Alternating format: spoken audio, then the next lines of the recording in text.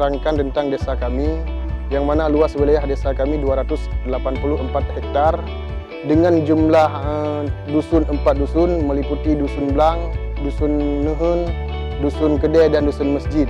Dengan jumlah kakak 306 kakak dengan jumlah penduduk 1248 jiwa. Jumlah areal sawah tada hujan kami 85 hektar. Untuk saat ini kami menggunakan pompanisasi untuk areal sawah kami yang telah terrealisasi 45 hektar lebih kurang. Kondisi awal desa kami, masyarakat turun ke sawah dengan sistem tanda hujan. Setahun mungkin hanya 1 kali turun ke sawah. Setelah kami memanfaatkan dana desa, kami membangun pompanisasi, masyarakat alhamdulillah dapat turun ke sawah setahun 2 kali. Dengan kondisi awalnya per tahun hasil panen masyarakat antara 3 sampai 4 ton per hektar. Alhamdulillah dengan program pompanisasi per tahun mencapai 14 sampai 15 ton per hektar, 2 kali panen. Alhamdulillah dengan adanya dana desa tahun 2019, 45 hektar dari total wilayah persawahan desa kami sudah dapat teraliri. Dan insya Allah di tahun ke depan kami seluruh perangkat desa Matang Panjang juga berinisiatif ingin membangun pompanisasi sampai teraliri sampai 85 hektar dari total wilayah persawahan kami.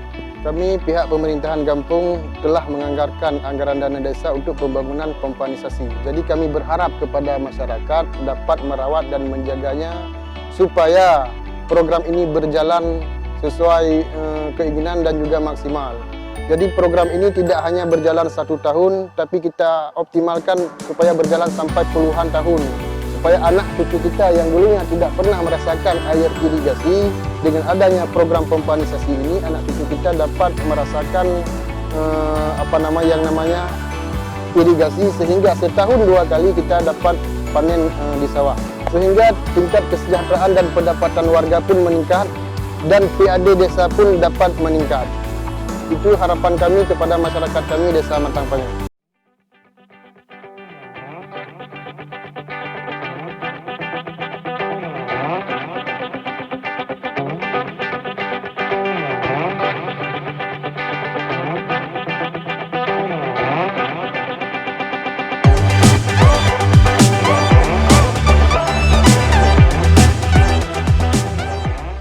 Peraturan desa ditetapkan pembiayaan kepada pemilik sawah, ditentukan biaya dalam per meter Rp100 per sekali panen, dan biaya tersebut digunakan untuk pengelolaan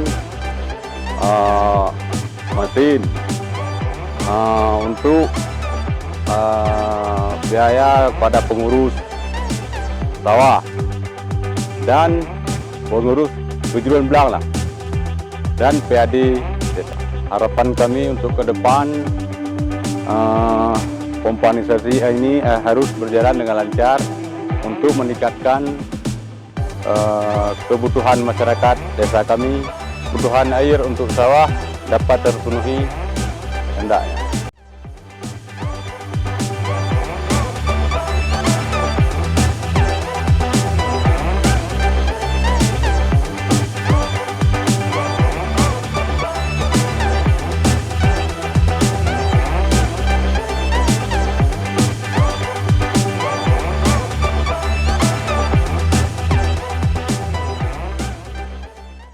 Dengan adanya pengairan ataupun pompanisasi, kami sangat berterima kasih kepada Bapak Lisi, yang mana peningkatan ekonomi masyarakat yang ada di Desa Matang Panjang ini untuk lebih meningkat. Dan dulu sebelum pengairan ini, kami hanya panen dalam 1 tahun sekali. Akan tetapi dengan adanya pengairan atau pompanisasi, kami bisa panen 2 kali dalam setahun. Kami sangat mengharapkan semoga kedepannya bisa mendukung oleh pemerintah untuk bisa seluruh sawah yang ada di Matang Panjang untuk bisa panen 2 kali.